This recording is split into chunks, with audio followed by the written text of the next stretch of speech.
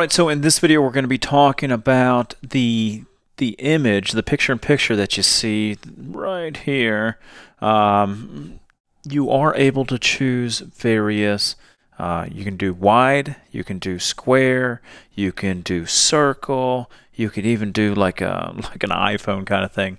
And so they give you a lot of freedom. Okay, so maybe you have a messy place like I do back here, and you're looking to still have a nice headshot, but you want to change the shape of it without losing the actual size and everything. Okay, so let's go ahead and demonstrate that real quick. Anything is scene specific. So even though I have it set like this right now, I have several other scenes that are right here that will demonstrate the various types. Now, how do you change the picture-in-picture shape? Well, under the options menu, you have picture-in-picture shape. So you have wide, which is the 16 by 9. You have the classic, which is 4 by 3. Then you have the square, round, and then you have the tall. Okay. Now, I'm going to go ahead and show you the differences here in in this. Okay, so let me go ahead and do this. So that's obviously the wide, the 16 by 9.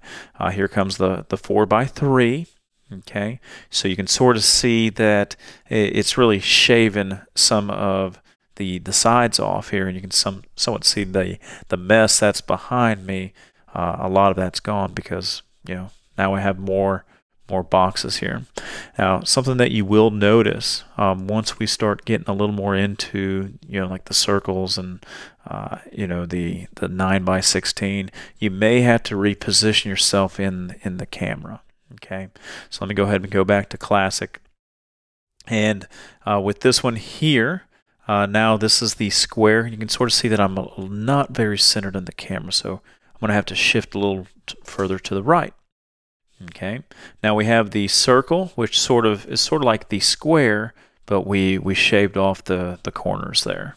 Okay, and then the last way, this is the iPhone kind of mentality thing, and you can see that I had to shift here, but again, most of the mess that you see behind me is no longer there, and again, you are able to reposition this wherever you want. Now, this is only affecting the picture-in-picture. It has no effect whatsoever of the main camera. It's only when you're doing some demonstrations where you would be able to utilize the picture-in-picture aspect. All right, so that is the various shapes that we do have available to us, the variable sizes anyway, of picture-in-picture when it comes to the camera length and width. Okay.